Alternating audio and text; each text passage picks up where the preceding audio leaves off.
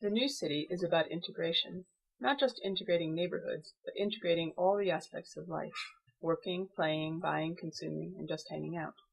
It is about public space where people meet face to face instead of car to car. Historically, the structure of cities has been determined by the major form of transportation, whether that was wide avenues for horse and buggy, packed grids for streetcars, or sprawling strip malls and parking lots for automobiles. The new city will be structured by non-automotive transportation, public transit, walking, bicycling, scootering, even skateboarding. The new city will be a vibrant place to live. As a side benefit, it may also save the world. What better way to save on gasoline and air pollution than to drastically reduce the amount of driving we do? And what better way to improve our health than by a daily routine of short walks to get ourselves to where we need to go? Welcome to the future. This is Jana. She lives in the Loring Park neighborhood just south of downtown Minneapolis. It's a beautiful neighborhood centered on a large park. Jana's daily shopping needs are all on the avenue below her apartment: groceries, drugstore, books, hardware, ice cream. The avenue is a pedestrian-only space, featuring markets, festivals, and just plain sitting around. Jana doesn't own a car, and mostly she doesn't need one. Every day she boards a red train to the downtown and transfers to a blue train straight to her job at the university. If she has extra time at lunch, she often takes a light rail over to St. Paul for lunch with a friend. On her way home, Jana stops at the Nicollet Mall for some shopping. They have everything from an upscale department store to a super Target. The sidewalk cafes are teeming with people, and a local musical act is on the outdoor stage. Jana stops by Target to buy a new printer, but she continues on her way without her purchase.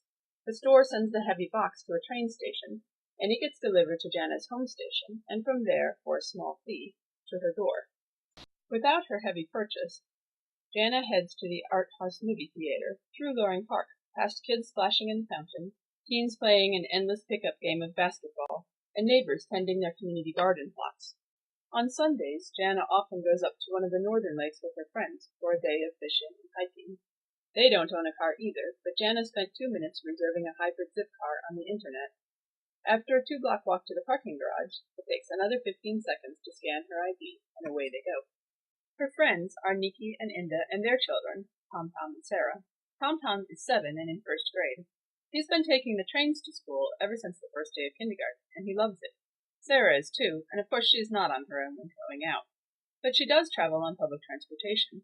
She covers the 3 blocks to the kid-friendly trains in a stroller, and she's made many friends on her way to daycare. But why is it that Nikki and Inda are willing to send their 7-year-old to school by himself on a public train? The reason is a group of citizens and youth called the New City Community Patrol. In a highly pedestrianized environment, people need to feel safe no matter where they are. So the community patrol members are the eyes and the ears of the police who can't be everywhere at once. The trains and pathways are much safer than the old city streets used to be. Nikki, Inda, and Jana have many friends outside of the new city, and they know the suburbs are alive and well. However, they wonder why anyone would choose to isolate themselves from the world-class features that the new city offers: 4 professional sports teams, with all games on transit lines, the world-famous Guthrie Theater, 2 concert halls, street life, restaurants, popular music, public libraries, and the 4th largest university in the country. All of this is knitted together by light rail, Amtrak, buses, and streetcar lines. The streetcars and light rail are especially important. Their stops are permanent, and the city encourages development within a quarter mile of any transit stop. That's the distance of an easy 5-minute walk.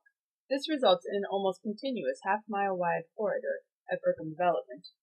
Back in the present, movement toward the new city is already underway in the Minneapolis-St. Paul area, but it won't happen overnight.